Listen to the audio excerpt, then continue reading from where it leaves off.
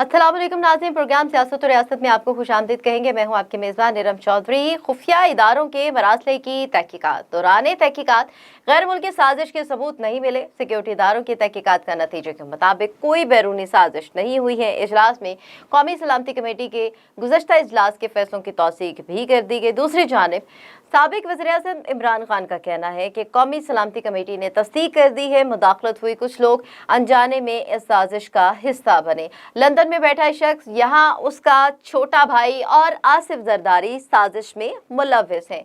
इमरान खान ने कहा कि सुप्रीम कोर्ट को अब वो करना चाहिए जो तब करना चाहिए था। सुप्रीम कोर्ट में इस मामले पर खुली समाअत होनी चाहिए। ये मुल्क की आज़ादी और खुद मुख्तारी के खिलाफ इतनी बड़ी साजिश हुई है। सुप्रीम कोर्ट इस मामले की ओपन समाअत करे। सुप्रीम कोर्ट ने ओपन समाअत ना की तो कोई सरबरा आइंदा धमकी के खिलाफ खड़ा नहीं होगा। ये बातें साबिक वज़ीर-ए-आज़म इमरान खान ने कही हैं और यही बातों के हवाले से उनका जिस तरीके से मौक़िफ़ सामने आया है, जो वो कहना चाह रही हैं, जिस तरीके से उन्होंने बात की है, क्योंकि बात की जा रही कि अगर लेटर गेट पर जुडिशल कमीशन बना तो क्या इमरान खान उसमें आने वाले पीटीआई मुखालिफ फैसले को मानेंगे? क्योंकि फ़ैसला मानने के हवाले से हमेशा से हमारे सियासतदान जो हैं वो बड़े दिल का मुजाहरा नहीं करते, लेकिन अदलिया पर शदीद तनकीद जो की जा रही है, जजेस पर जो इल्ज़ामात लगाए जा रहे हैं, इसका आइंदा आने वाली हमारी सियासत पर क्या रद्द अमल सामने आएगा? क्योंकि इमरान खान का अपने ही लगाए हुए चीफ इलेक्शन कमिश्नर से इस्तीफे का जो मुतालबा सामने आया है, नेशनल सिक्योरिटी कमेटी का वाज़ेह एलामिया मानने से भी उन्होंने इनकार किया है। ये तमाम तर मामलात पे हम बात करेंगे। सबसे पहले प्रोग्राम में हमें ज्वाइन किया है साबिक secretary election commission Kuwait Dilshad साहब ने। कुवैत दिलशाद साहब, बहुत शुक्रिया आपका कि वक्त दिया आपने। सबसे पहले बात कर लेते हैं कि चेयरमैन पीटीआई ने चीफ इलेक्शन कमिश्नर के जो इस्तीफे का मुतालबा किया है और उन पर जानिबदारी का इल्ज़ाम आयद किया है, क्योंकि ये उन्हीं के लगाए हुए चीफ इलेक्शन कमिश्नर है जो कि वो जानिबदार हैं, अब उन पे एतबार नहीं किया जा सकता। आप समझ सकते हैं कि क्या उनका ये मुतालबा जायज़ है? देखो जी, हमेशा जो लीडर ऑफ द अपोजिशन होता है, या ये पहला मामला आया कि इमरान खान बतौर वज़ीर-ए-आज़म और मुल्क के चीफ एग्जीक्यूटिव की हैसियत से भी इलेक्शन कमीशन पाकिस्तान पर तनकीद करते रहे और शदीद तनकीद करते रहे, मुस्तफ़ी होने के मुतालबे करते रहे। अब वो लीडर ऑफ द एक लीडर का अपोजिशन लीडर है, पाकिस्तान की सफ़े अव्वल की लीडर हैं, तो अब उन्होंने इलेक्शन कमीशन पर एतराज़ात किए, लेकिन उससे कोई आईनी कानूनी तौर पर कोई जवाब नहीं बनता। किसी लीडर के कहने पर आप 50 लाख आदमी ले आएँ, तब भी किसी इदारे के सरबराह को, जो आईनी इदारा हो, उसके सरबराह को इस तरह से तब्दील करना या उनको धमकाना, दबाव डालना, मुस्तफ़ी होने के मुतालबे करना, ये बिल्कुल गैर कानूनी, गैर आईनी है। अब मेरा अपना ज़ाती ख्याल ये है, बाकी तो इलेक्शन कमीशन पाकिस्तान के अपने सवाबदीद हैं, तो मुमकिन है कि आज की प्रेस कॉन्फ्रेंस के बाद इलेक्शन कमीशन जो है वो इमरान खान को तौहीन अदालत का नोटिस जारी कर देंगे, और जब वो तौहीन अदालत का नोटिस जारी करें, आपको तलब करेंगे इलेक्शन कमीशन पाकिस्तान में, तो उनसे पूछेंगे कि आपको क्या तकलीफ है, क्या मामला है, और आप हमारे साथ क्या सलूक करते रहे 3 साल तक। वो हमारे सारी चीज़ें उनके सामने रख देंगे कि ये तुम हमारे साथ, आपने किसी मामले में तावन नहीं किया, हमारे कानून साजी में तावन नहीं किया, और हमने आपको आइन कानून साजी करने के लिए हमने आपको 16 खत लिखे, आपका जवाब नहीं दिया। फॉरेन फंडिंग केस के बारे में स्क्रूटनी कमेटी की रिपोर्ट आ गई है, हम उस per day to day hearing कर रहे हैं। तीसरा, आपने ज़ाब्ता इखलाक की बेपनाह खिलाफ वर्जी की एज ए चीफ एग्जीक्यूटिव और प्राइम मिनिस्टर पाकिस्तान, तो उस पर भी हमने आपको 10 नोटिस जारी किए, तो उस पर भी आपने कोई कार्रवाई जो है किसी का जवाब नहीं दिया। तो सारी बातें जो है वो तौहीन अदालत में आ जाएगी, तो फिर ये इमरान खान जो है उनके लिए बड़ी परेशानी और मुश्किलात पेश आ जाएगी, क्योंकि ये आईनी इदारा है जिससे इख्तियारात चीफ जस्टिस ऑफ पाकिस्तान के बराबर हैं। तो वो सारे मामलात को अब वो देखेंगे कि सबर का पैमाना लबरेज हो गया, हाथ से बात आगे चल जा चुकी है, तो अब वो इनको नोटिस जारी करेंगे। इससे पहले जो फाज चौधरी ने, आज़म स्वाति ने जो इलेक्शन कमीशन पर शदीद क्रिटिसाइज की थी, तो जिस वक्त इलेक्शन कमीशन को तलब किया तो उन्होंने हाथ जोड़ के माफ़ी मांगी कि जी माफ़ कर दें, हम आइंदा ऐसी कोई बात नहीं करेंगे। तो उन्होंने माफ़ कर दिया। ये दोनों मिनिस्टर जो है बिल्कुल खामोशी से इलेक्शन कमीशन के साथ तावन भी कर रहे हैं और उनके साथ इज्जत और एहतराम से पेश किया रहे। इमरान खान को नोटिस कई दफ़ा सोचा देने का, लेकिन कमीशन अगर चले वो चीज़ एग्जीक्यूटिव जाने दे, दरगुजर कर दे। अब बात आगे तक चली गई है, तो इलेक्शन कमीशन पाकिस्तान जो है ये मंडे को इसके बारे में लाजमी वो खोज करेगा कि रिट का मामला है, उनकी इज्जत का मामला है, और एक इदारे की इज्जत का ताल्लुक है। जिस शख्सियत का नहीं, अब इदारा का सवाल आ गया है, और ये कहा कि अंपायर खुश नहीं है, अंपायर पर हम इतवार नहीं करते, तो ये कोई क्रिकेट मैच तो नहीं हो रहा है मिस्टर इमरान खान। अपनी जिंदगी में सियासत में आओगे, क्रिकेट का क्या ताल्लुक, 11 खिलाड़ी होते हैं, लफाड़े किस्म के मैच खेले घर चले गए। 1900 पाकिस्तान की सियासत सिर्फ क्रिकेट के खिलाड़ियों क्या ताल्लुक है? अंपायर अंपायर अंपायर की हैसियत लगा रखी है इसने। तो ये सारे मामले जो होते हैं, ये इलेक्शन कमीशन को सीधा कर देगा इसको मंडे को, और जो जारी करेगा अपना उसका करना चाहिए, नहीं करेगा तो इलेक्शन कमीशन की अपनी मर्जी है, गालियाँ खाए जो मर्जी करे। लेकिन अपनी इज्जत बचाने के लिए, आइंदा इंतखाबात करवाने के लिए, लोकल गवर्नमेंट के भी इंतखाब होते हैं, इलेक्शन कमीशन के अपने भी इंतखाबात होने हैं पाकिस्तान के, तो अपनी रिट बरकरार रखने के लिए उन्होंने बड़ा एक सख्त कदम उठाना पड़ेगा। इलेक्शन कमीशन को अगर नहीं उठाते, इसी तरह वो फिर उनकी रिट कमजोर हो जाएगी, तो फिर साफ शफाफ इंतखाबात को नहीं करा सकेंगे। जैसे इमरान खान कहते हैं जी, जब तक वो जो स्कैंडल नहीं आ रहा, वो जिस ताकत ने उनको धमकी दी कि उसका सुप्रीम जुडिशल काउंसिल में नहीं केस ही जाता, या चीफ जस्टिस पाकिस्तान का केस पुलिस सुनता, तो पाकिस्तान की रिट कमजोर हो जाएगी। इस तरह तो फिर इलेक्शन कमीशन पाकिस्तान की भी रिट कमजोर हो रही है, जो आप बिला वजह पर तनकीद कर रहे हैं। आपको क्या लगता है कुवैत इल्जाज साहब, क्या इमरान खान इलेक्शन कमीशन को हदफ बनाकर फॉरेन फंडिंग केस में रिलीफ लेना चाहती हैं? रिलीफ चाहती हैं क्योंकि फॉरेन फंडिंग केस उनके लिए गले की हड्डी बन चुका है कि इस मामले को जितना भी उन्होंने डिफाइन करने की कोशिश की है, अपने आप को क्लियर करवाने की कोशिश की है, अब क्लियर नहीं करवा पा रहे उसमें से। इलेक्शन कमीशन का जो मौजूदा चीफ इलेक्शन कमिश्नर है, उन्होंने इनकी बातों पे तो दबाव में तो आना नहीं, और उनके पास बहुत बातें कुछ कहने की, करने की, उनके पास बहुत रिकॉर्ड है। वो ऐसा रिकॉर्ड है कि इमरान खान तस्वर भी नहीं कर सकते जिस वक्त वो पेश करेंगे। बाकी रह गया कि ये फॉर्म पड़ेंगे, ठीक है, मुतनाज़ा करने की कोशिश कर रहे हैं कि ताकि कल का फैसला, पता नहीं क्या फैसला आता है, लेकिन जो भी फैसला के खिलाफ अगर आ जाता है, ये कह सके जी मैं तो पहले ही कह दिया था मुझे इलेक्शन कमीशन में इतबार नहीं है, तो तुम्हारे कहने पर तुम चीफ जस्टिस पाकिस्तान के बारे में बातें कहते हो। उन्होंने कहा तुम 15,000 आदमियों के जलसे में खड़े होकर तुम हमारे बारे में बात करते हो, और तुम ये समझते हो कि 15,000 आदमियों के दबाव में आकर हम अपना फैसला बदल देंगे। चीफ जस्टिस पाकिस्तान ने तो बहुत खूबसूरत बात कह दी है कि चंद हजार आदमियों के सामने हमारे खिलाफ बातें करते हो, तनकीद करते हो दबाव में डालने के लिए, तो क्या हम तुम्हारी बातों पर तनकीद करें तो अपने फैसले बदल दें? इसी तरह इलेक्शन कमीशन पाकिस्तान में ये जो अपनी प्रेस कॉन्फ्रेंस करके या लाहौर में जलसे वलसे करने के बाद क्या वो अपने फैसले बदल दें? नहीं करेंगे। ये इलेक्शन कमीशन वो नहीं है जो 2018 का इलेक्शन कमीशन नहीं है ये, तो ये इलेक्शन कमीशन 2021-22 का है, इसमें ये किसी दबाव में नहीं आएगा। एक सवाल ये भी पैदा होता है कुवैत इल्जाज साहब कि सुप्रीम कोर्ट मुतनाज़ खत के हवाले से जुडिशल कमीशन बनाएगी या कौमी सलामती कमेटी के एलामिये की तौसीक की जाएगी? आप समझते हैं कुछ ऐसा होगा? देखिए ये अब से ये बड़ा नाजुक मसला है।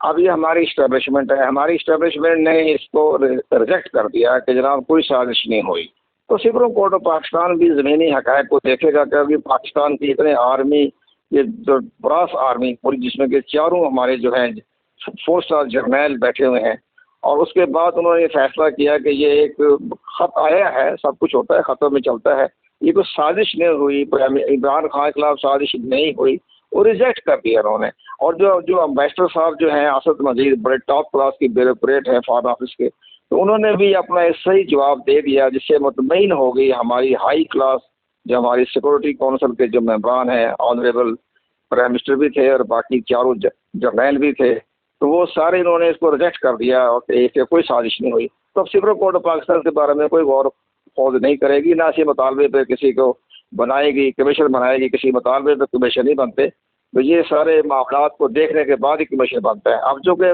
रिजेक्ट कर दिया है हमारी सिक्योरिटी काउंसिल है, तो अब सुप्रीम कोर्ट भी इसके बारे में खामोशी इख्तियार करेगी। लास्टली आपसे ये जानना चाहूंगी कि साजिशों के हवाले से भी जिक्र किया है साबिक वज़ीर-ए-आज़म इमरान खान ने, जुल्फ़िकार अली भुट्टो और साबिक सदर परवेज़ मुशर्रफ के हवाले से भी उन्होंने जिक्र किया, लेकिन अब जो सूरत हाल चल रही है, इमरान खान का मुतनाज़ ख़त के हवाले से जो बयानिया सामने आया है, आप समझ सकते हैं कि आमदा इंतखाबी मुहिम में मुआविन साबित होगा? जो आइंदा आने वाली इंतखाबी मुहिम है उसके लिए आपको ये लग रहा है कि किस तरीके से उनके लिए मुफीद साबित हो सकेगा और उनकी गिरते हुए ग्राफ और मकबूलियत में भी इजाफे का बायस बन सकेगा? कुवैत इल्जाज साहब। हाँ, ये दुरुस्त फरमाया आपने।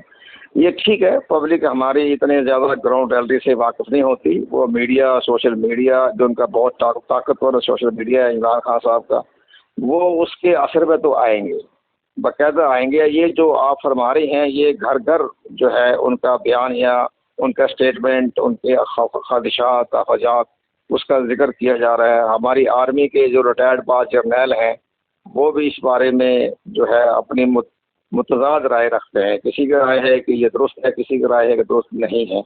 तो ये सारे मामला तो ये दुरुस्त है कि इससे अपना आइंदा इलेक्शन कैंपेन में इसको अच्छे तरीके से, खूबसूरत तरीके से इसको लेके चलेंगे और इससे उनका वोट बैंक में भी इजाफा होगा और आइंदा भी इनकी इलेक्शन में काफ़ी हद तक इन्हें फ़ायदा पहुँचेगा। ये दुरुस्त फरमाया आपने, ये इसका असर है ज़मीनी हक़ाइक़ पे है, वो हम दुरुस्त कह रहे हैं। घर घर मामला जो चला गया है और ये हर घर में बात हो गई है। ये अमेरिका के साथ हमारी पाकिस्तान के अवाम शुरू से इनको लायक नहीं करती है, तो वो जब इन्होंने खुल के बात की, इमरान खान साहब ने अमेरिका के खिलाफ खुल के बात की, ऐसा कोई पाकिस्तान में लीडर नहीं आया।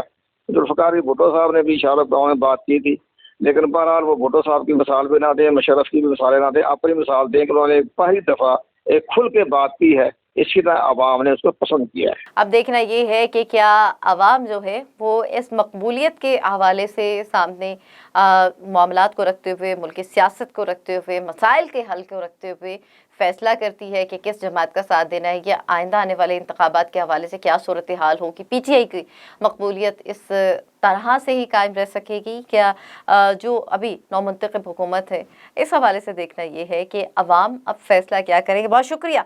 साबिक secretary election commission Kuwait Shah हमारे साथ टेलीफोन लाइन पर मौजूद हैं। इसी मामले के हवाले से मजीद भी बात करेंगे, इन इशूज़ को मजीद भी हम डिस्कस करेंगे, जमातों की क्या राय है, उनका क्या कहना है इस हवाले से। ब्रेक का वक्त हुआ है, ब्रेक लेंगे, वापस आएंगे, साथ रहिएगा।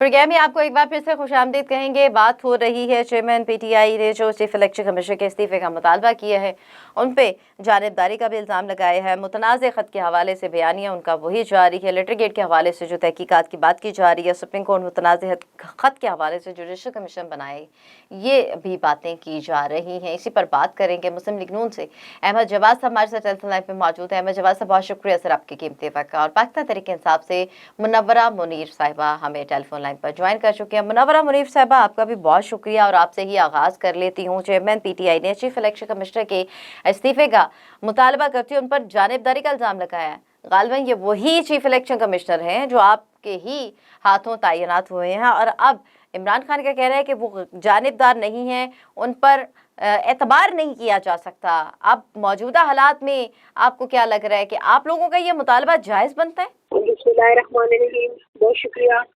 देखिए, इमरान खान साहब ने जो मुतालबा किया है कि चीफ इलेक्शन कमीशन है जानिबदार नहीं रहे या जानिबदारी का किरदार अदा करे, वो मैं समझती हूँ कि ये पाकिस्तान के जो पाकिस्तानी अवाम है वो देख रहे, वो समझ रहे।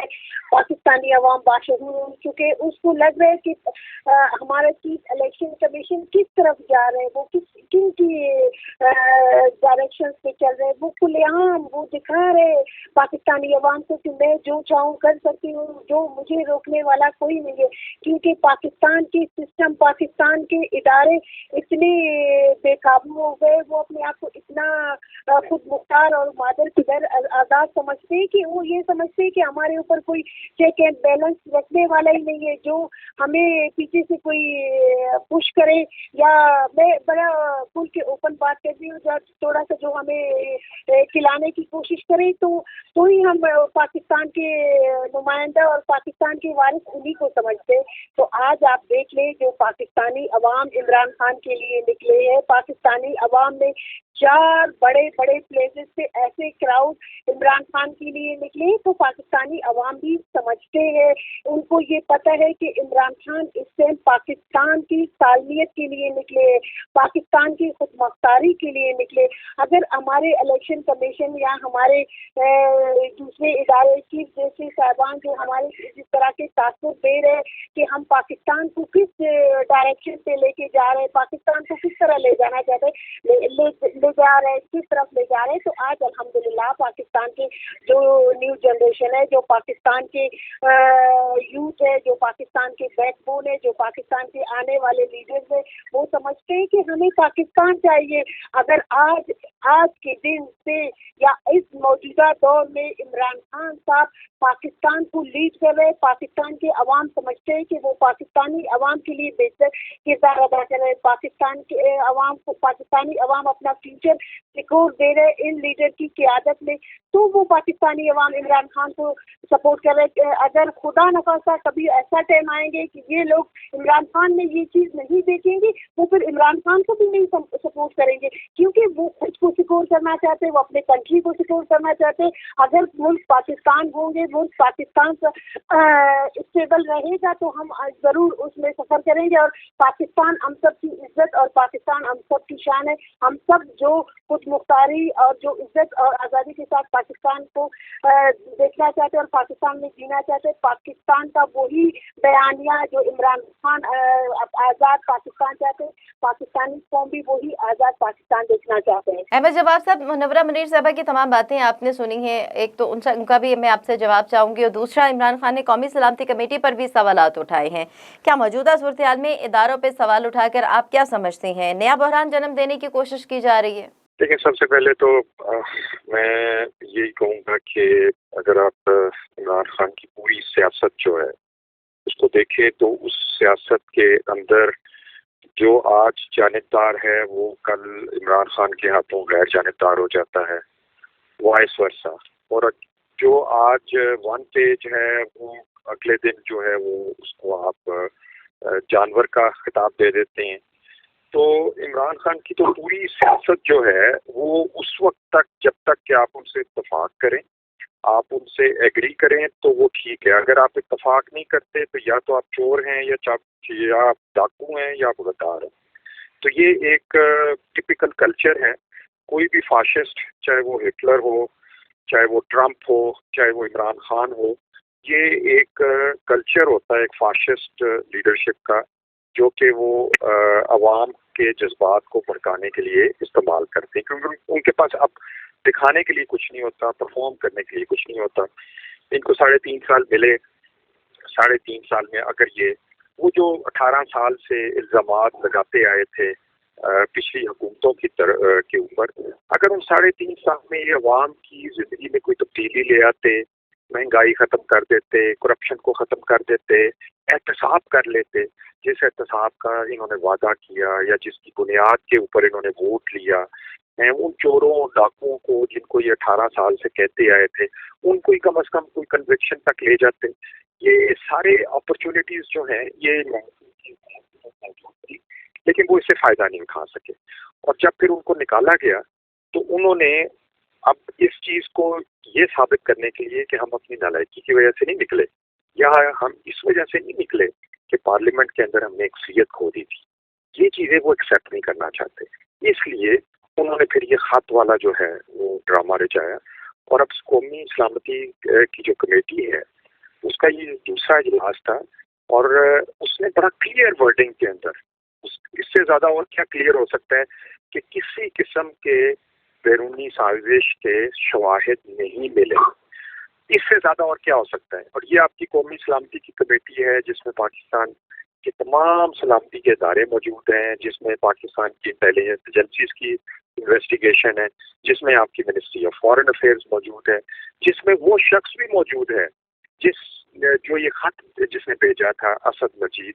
पिछली कमेटी में वो नहीं मौजूद थे, लेकिन इस कमेटी में वो खुद मौजूद थे। उन्होंने खुद ब्रीफिंग दी किन हालात में, जब वो लंच पे उन्होंने डोनाल्ड लू को बुलाया और उसके साथ एक्सचेंज ऑफ गुडविल भी हुआ, तोहफों का भी तबादला हुआ, खाना भी खाया गया, सर्टिफिकेट भी वसूल किए गए, और उसमें उन्होंने एक अपनी असेसमेंट जो है वो पाकिस्तान भिजवा दी। तो ये आज इमरान खान की एक प्रेस कॉन्फ्रेंस में सुन रहा था ये कहना कि जी पिछले मिनट्स की तौसीक हो गई। तो पिछले मिनट्स में तो यही कहा गया था ना कि इसकी तहकीकात की जाएंगी। पिछले मिनट्स में तो यही कह पाया था कि ये एक असेसमेंट हमारे पास आई है, इसकी तहकीकात करने की जरूरत है। तो जब तहकीकात हो गई और उसके बाद एक फाइनल वर्डिक्ट आ गया, तो उसको एक्सेप्ट करना चाहिए, बजाय इसके कि उसको मजीद कंट्रोवर्शियल बनाना। लेकिन वो कंट्रोवर्शियल बनाना इनकी जरूरत है। पीटीआई की और इमरान नियाजी की सियासत आज खत्म हो जाए। अगर ये बैरूनी साजिश का जो पोलिटिसाइज इन्होंने किया है वो अगर निकाल दिया जाए तो आज इनकी सियासत खत्म है। इनके पल्ले कुछ भी नहीं होगा कि ये अब किस तरह से अगले इलेक्शन की तैयारी करें। ये एक वाहिद बयानिया है, ये इनकी एक लाइफ लाइन है, इनके पास कुछ और है नहीं है। परफॉर्मेंस पे अगर बात करते रहते तो ये तो बहुत ही इनके लिए मुश्किल हो जाता है डिफाइन करना, और इसलिए परफॉर्मेंस की बजाय ये बैरूनी साजिश का जो है सहारा लेके इन्होंने पाकिस्तान को, अवाम को एक दफा फिर बेवकूफ बनाने का सिलसिला शुरू किया है। लेकिन हमें बस ये याद रखना चाहिए कि जो इमरान खान कर रहे हैं ये इससे पहले डोनाल्ड ट्रंप भी कर चुका है अमेरिका में, ये हिटलर भी कर चुका हुआ है। ये किसी भी कौम को उसके मजहबी जज्बात को उभार के, बैरूनी साजिशों का जिक्र करके, लोगों को गद्दार करार दे के, लोगों को चोर और डाकू कह के, लोगों के जज्बात को बढ़ा के एक मुआशरे के अंदर जो है केओस पैदा करना और उस केओस से अपने लिए फायदा हासिल करना या अपने सियासी मुफाद के लिए फायदा हासिल करना, ये असल में एजेंडा है इमरान नियाजी का, जो कि इस वक्त पाकिस्तान में कर रहे हैं। जितने भी पॉइंट्स आपने रेज किए हैं अहमद जवाद साहब, मेरी कोशिश होगी मुनव्वरा मुनीर साहबा से मैं इनका आंसर ज़रूर लूँ, क्योंकि आप खासे तवील अरसे तक पाकिस्तान तहरीक इंसाफ से वाबस्ता भी रहे हैं, तमाम मामलात आपके सामने ही रही हैं, इसी पार्टी से मुंसलिक भी रहे हैं। मुनव्वरा मुनीर साहबा, सारी बातें आपने अहमद जवाद साहब की सुनी हैं। साबिक वज़ीर इत्तलाफ का जो इतराफ़ी बयान है वो भी सामने आया है। उन्होंने जिस तरीके से इस्टेब्लिशमेंट से ताल्लुकात की ख़राबी का एतराफ़ किया है, हमने ये भी देखा है कि अपने मुंह से जिस तरीके से बयान कर देना मामले को, फिर उसको कवर अप करने की कोशिश की जाती है। क्या इमरान खान के जानिब से जो सवाल उठाए गए हैं, जो इल्ज़ामात लगाए गए हैं, उनके ऊपर सवालिया निशान नहीं है कि वो अपना ही उनका वज़ीर जो है वो ताल्लुकात के मामले में एक निजी टीवी चैनल में बैठकर जो भी मामलात सामने रख रहे हैं, ओपन कर रहे हैं, डिबेट बना रहे हैं उसको, तो ये तो फिर अपने ही बयानी की नफ़ी हो गई इमरान खान साहब के। देखिए जी, मैं सबसे पहले आपको ये बताऊं कि अहमद जवाद साहब जो कि हमारे पार्टी का इशारा है और बड़े अरसे तक वो पाकिस्तान तहरीक इंसाफ के चेयरमैन इमरान खान साहब और उनकी पॉलिसियों को डिफेंड करते रहे, तो हम अभी भी अहमद जवाद साहब को बड़ी कदर की निगाह से देखते हैं, क्योंकि वो हमारे कुलीग है। हो जाता है पार्टियों में इस तरह के कुछ इश्यूज, जैसे कि बंदा दिल बदलाता हो कि दूसरी तरफ चली जाती है। मैं समझती हूँ कि ये वक्ती चीज़ें, इंशाल्लाह अहमद जवाद साहब दोबारा हमारे पास आ जाएंगे, क्योंकि जो बंदा किसी पार्टी में इतना ज़्यादा वक्त गुजारे और दूसरी पार्टी से उसके लिए जगह बनाना बहुत मुश्किल है। ठीक है, टेम्परेरी तौर पर उसको पोजीशन भी मिलेंगे, उसको जगह भी मिलेगी, लेकिन परमानेंट उसके लिए ये चीज़ें देखने मिलेंगे, तो दोबारा हम अपने पार्टी उसको वेलकम कहते हैं। हाँ, अगर अहमद जवाद साहब जब हमारे तरीके इंसाफ का इख्तियार से तब वो खान साहब की पॉलिसी से ये इस तरह के करते तो हमें ज़्यादा खुश थे, क्योंकि वो साथ रह के ये चीज़ें करते थे। खैर, ये अलग डिबेट है, वो आप छोड़ते। अब मैं समझती हूँ कि पाकिस्तान तहरीक इंसाफ में जो 3.5 साल गवर्नमेंट जो उसने पाकिस्तान में जिस तरह से उनके पॉलिसी, जिस तरह उसने इम्प्लीमेंटेशन की तरफ चीज़ों को ले जाने की कोशिश की, शुरू में उसकी पॉलिसीज बने। आपको पता है कि जिस हालात में हमें पाकिस्तान मिले, जो पाकिस्तान की मैशत का हाल था, ये इमरान जिन्होंने उठाया उसने पाकिस्तान की मैशत को बेहतरी की तरफ ले गए। जो पॉलिसीज उसने बनाए, उस पॉलिसीज को इम्प्लीमेंट करवाने के लिए उसके पास उनको टाइम चाहिए था। मतलब उनके पास कोई अलादीन चिराग नहीं था कि वो बस यहाँ से रगड़ लेते, मान लेते, वहाँ से चीज़ें इम्प्लीमेंट हो जाते।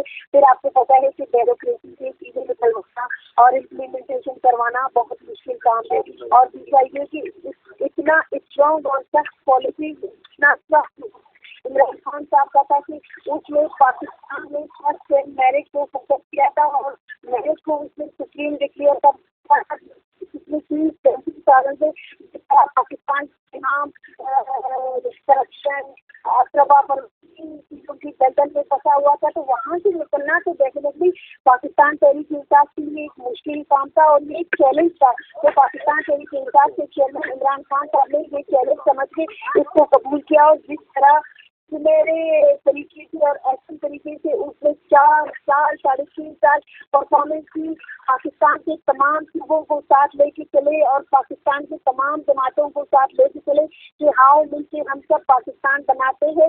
बदकिस्मती पाकिस्तान की उस दिन से शुरू हुई कि बैरूनी लोगों को ये बात रास नहीं आई कि पाकिस्तान जो है अब खुद मुख्तारी की तरफ जा रहे हैं। पाकिस्तान अभी ट्रेन होने जा रहे हैं, तो उनको जो है वहाँ से साजिश करने के लिए उन पाकिस्तान के अपने उन बड़े सियासी लोगों को एतमाद में लेना पड़ा। कुछ ले दे के उन्हें पाकिस्तान में इक़्तिदार की मर्जी देखे थे, उनको पता था इनको हम कहाँ, इनकी कमजोरियाँ कहाँ हैं। उनकी कमजोरियों के जरिए ही उन्होंने उनको अपनी तरफ ले जाके पाकिस्तान की जो मौजूदा गवर्नमेंट है जिस दूसरी की तरफ पाकिस्तान को ले जा रहे थे, तो मेरे ख्याल में उनकी बर्दाश्त नहीं हुई। जिस तरह उन्होंने लिए एक साजिश रची, उस साजिश में हमारे अपने पाकिस्तान के बदकिस्मती से हमारे अपने पाकिस्तान के उन बड़े बड़े कदावर शख्सियात सामने आए जिससे ये तवक्को भी नहीं किया जा सकता था कि जिस पाकिस्तान के लिए इस तरह के स्टेप उठा सकते। स्पेशली मैं आपको बताऊं, जिस तरह की जवाब साहब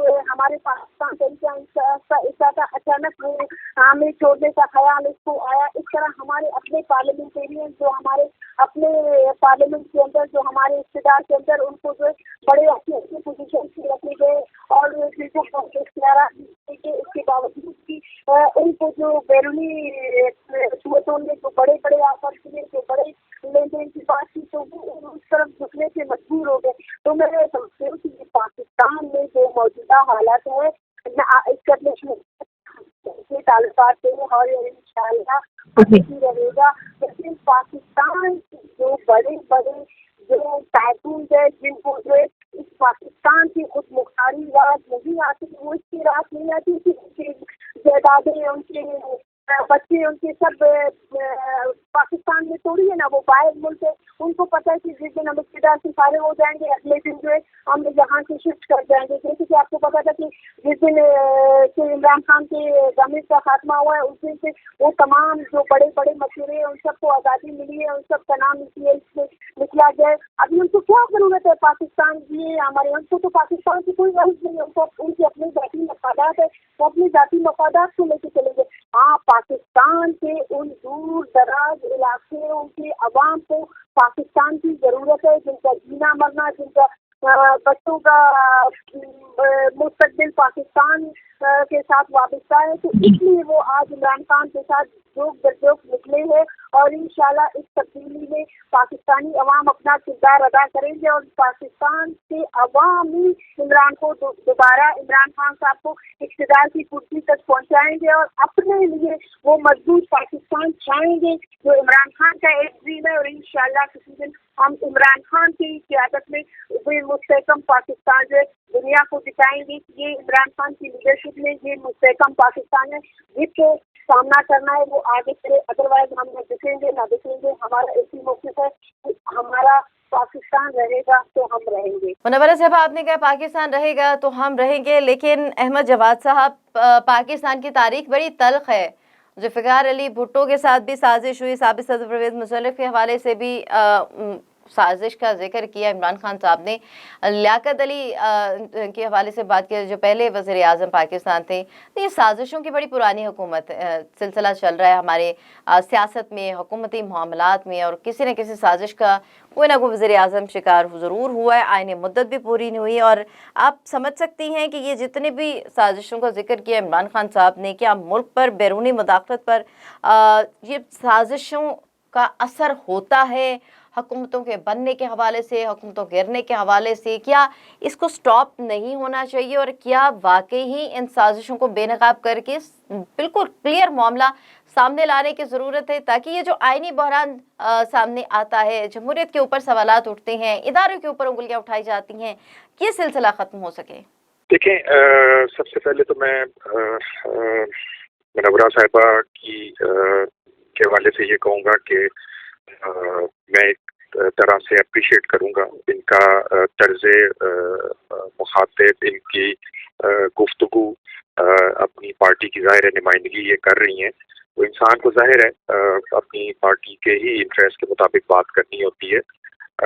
लेकिन ये है कि एक जो अच्छी चीज़ है कि तहज़ीब से बात करना और अपनी दलील से बात करना, बजाय इसके कि इंसान एक दूसरे की ज़ातियात के ऊपर उतरे, जो कि मेरा अपना तजर्बा ये है कि पीटीआई के अंदर जिस किस्म की लीडरशिप या जिस किस्म का एक फाशिस्ट लीडरशिप का मॉडल बनाया गया है, उसमें ऐसे ही लोगों को सामने लाया गया है, जैसे आपके सामने शहबाज गिल है, फवाद चौधरी है, या फिरदौस आशिक है, या फयाजुल हसन चौहान है, या मुराद सईद है। इस किस्म के लोगों को जो है वो सामने ला के तो एक फाशिज्म को जिस तरह से पोर्ट्रे किया जा रहा है, तो उसमें जब भी मैं अगर पीटीआई की तरफ से अगर कोई ऐसी महज़ब अंदाज में कोई गुफ्तगू करे तो मुझे थोड़ी सी हैरानगी होती है, और पीटीआई के अंदर भी होती थी क्योंकि बहुत कम लोग ऐसे थे, और अब भी होती है। अब जो आपका सवाल है कि पाकिस्तान में बैरूनी मुदाखलत, मैं समझता हूँ कि पाकिस्तान की तारीख में सबसे बड़ी बैरूनी मुदाखलत या साजिश की टाइमिंग वो थी जब पाकिस्तान ने एटमी धमाका करना था। जब पाकिस्तान ने एटमी धमाका करना था तो वो दुनिया की पहली इस्लामी रियासत बनता जो कि न्यूक्लियर बनने जा रहा था। और जो लोग हो सकता है यंगस्टर्स को इतना ना उस ज़माने का पता हो, लेकिन आई एम श्योर कि हम सब इसको रिकॉल कर सकते हैं कि पाकिस्तान की तारीख में इससे बड़ा प्रेशर कभी नहीं आया कि आपके उस एटमी धमाके को रोकने की कोशिश की गई। और उस वक्त कौन प्राइम मिनिस्टर था? उस वक्त प्राइम मिनिस्टर नवाज शरीफ था। अगर वो भी उस वक्त के जो उसको पैगाम दिए जाते थे या खत लिखे जाते थे या टेलीग्राम की जाती थी या सामने बैठ के धमकियां दी जाती थी, अगर वो भी वो सारी निकाल के सामने ले आए तो आपको अंदाजा होगा कि वो ये जो आज खत है उसके ये तो कुछ भी नहीं है कि जिस किस्म के पाकिस्तान को पहले जो पैगाम मिलते रहे हैं। ये हिना रबानी खट साहबा का भी अगर आप इंटरव्यू लें, वो कहती है कि मैं अगर वो सारे आपको बता दूं जो कि मैं फेस करती रही हूँ। और एजाज चौधरी साहब एक पुराने डिप्लोमेट हैं, एम्बेसडर हैं, और उन्होंने भी कल यही बात की कि एजाज चौधरी साहब ये बात मैं बता रहा था कि किस तरीके से उनको उन्होंने बताया कि पाकिस्तान के ऊपर ये हक्कानी और पीटीपी जो पाकिस्तान का ग्रुप था, इसके हवाले से सामने बैठ के जिस तरह से धमकियां दी जाती थी, जिस तरह से प्रेशर डाला जाता था। तो ये देखिए, ये दुनिया में तमाम ममालिक ये प्रेशर जो है इसको देते हैं।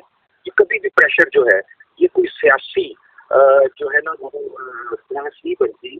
ये दो ममालिक के दरमियान जो है वो एक आप कह सकते हैं कि एक डिप्लोमेटिक वॉर होती है, और तमाम कंट्रीज इस डिप्लोमेटिक वॉर को डिप्लोमेटिक तरीके से अपने नेशनल इंटरेस्ट को कायम रखते हुए करती हैं। और इस तरह से हमेशा होता है, लेकिन ये पहली दफ़ा ऐसा हुआ कि ये जब खत आया तो जाहिर है कि एक ऑक्सीजन की तरह या एक लाइफ लाइन की तरह इमरान खान को ये मिला।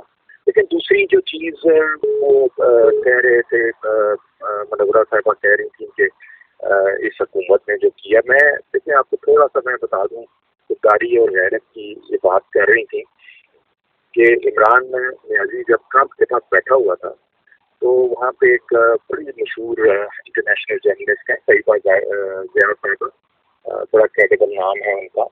वो उन्होंने ये सवाल किया कि आप ये जो डॉक्टर आफिया सिद्दीकी है इसके हवाले से आपके क्या तासुरात है। तो अगर आप उस वक्त शक्ल देखें इसकी इमरान नियाजी की कि आवाज़ जो है गले में फंस गई थी, और वो डॉक्टर आफिया सिद्दीकी के हवाले से एक लफ्ज़ नहीं बोल सकते। तो ये इस बंदे की ये गैरत और खुददारी की आपको मैं मिसाल दे सकता हूँ। और फिर जब कुलभूषण को पाकिस्तान में पार्लियामेंट से तहफ़्फ़ुज़ दिलवाया गया, या अभिनंदन जो है उसको 24 घंटे में इंडिया के हवाले किया गया बगैर किसी नेगोशिएशन के, यानी इतना दबाव, बैरूनी दबाव ये महसूस करता था ये एक हुक्मरान के तौर पे। और फिर जब इसने अपने सियासी मेंटोर जो थे महातीर मोहम्मद और अर्दगान, उनके साथ मिल के फैसला किया कि हम कुआलालंपुर में एक ओआईसी की इस्लामिक कंट्रीज की कॉन्फ्रेंस करेंगे जहाँ पे कि फ़लस्तीन और कश्मीर के हवाले से जो है वो एजेंडा पेश किया जाए, क्योंकि ओआईसी कुछ कर नहीं पा रही। तो उसका नतीजा भी आपको याद है कि एन मौके पे बैरूनी दबाव आया और ये भाई साहब जो हैं ये मुकर गए और ये उस कुआलालंपुर कॉन्फ्रेंस में। तो ऐसे शख्स को ये खुददारी या गैरत या बैरूनी दबाव या बैरूनी साजिश की बात करना कुछ अचरजे की बात लगती है। आपको ये भी याद होना चाहिए कि पाकिस्तान में एक न्यूक्लियर मिसाइल, न्यूक्लियर वॉरहेड के बगैर मियां चन्नू में गिरा था, उसमें तो कोई इसने एहतजाज नहीं किया। उस वक्त तो पाकिस्तान की कोई साल में एक खतरे नहीं पड़ी।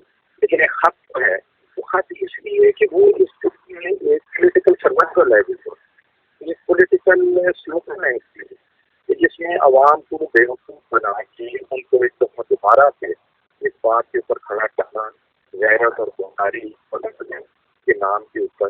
और ये एक फाशिस्ट का तरीकाकार होता है, हमेशा से होता है ये लेकिन इसका इंजाम जो है वो लीडर तो फाशिस्ट जो होता है वो तो भुगतता ही है, लेकिन उसके साथ कौम और मुल्क जो है वो भी इसको फेस कर। लास्टली मुनव्वरा मुनीर साहब, मैं आपसे बात करूंगी, 3.5 साल आपके पे हुकूमत है, ये आवाम के हवाले से बहुत दर्द भी रखा गया इमरान खान की जानिब से, घबराना नहीं है ये भी बार बार कहा गया, लेकिन आपका जो बयानिया मुतनाज़ ख़त को लेकर बनाया गया है इमरान खान साहब की जानिब से, आप क्या समझती हैं कि यही बयानिया आप लोगों का चलेगा? आइंदा जो इंतखाबात होंगे उनके गिरते हुए ग्राफ को इमरान खान साहब को मकबूलियत का बायस बन सकता है, उनके गिरते हुए ग्राफ को बुलंद कर सकता है। इसी बयानिए को लेके आप कितना कर्सा स्टैंड करती हैं? और अगर ये साजिश का तमाम मामला बेनकाब हो जाएगा, अगर बेनकाब हो जाता है बिल फर्ज और क्रिस्टल क्लियर मामला सामने आ जाते हैं, तो तब भी आप यही बयानियाँ लेकर आवाम में जाएंगे, जलसे करेंगे और इसी मकबूलियत को और इसी ग्राफ को मेंटेन रखने की कोशिश करेंगे?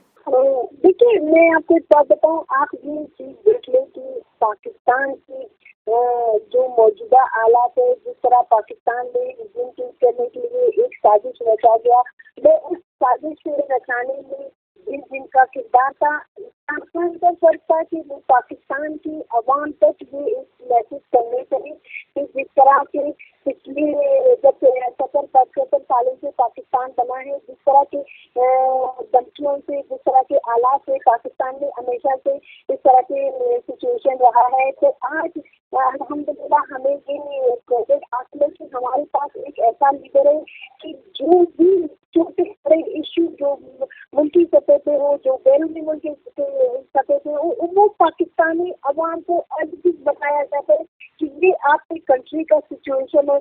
आगे जो आपके पाकिस्तान की पॉपुलेशन है वो मेरे ख्याल 50% से ज्यादा जो हमारी पॉपुलेशन है वो नौजवानों का है, उनमें लीडरशिप की क्वालिटीज है, वो एनर्जेटिक है, वो यंग है, वो पाकिस्तान की लीडरशिप को संभाल सकते हैं। तो दैट्स व्हाई इमरान खान कहते हैं मैं मेरा जो भी है मैं इतने खुम के साथ शेयर करूँ, मैं अपनी कौन को कॉन्फिडेंस में ले लूँ।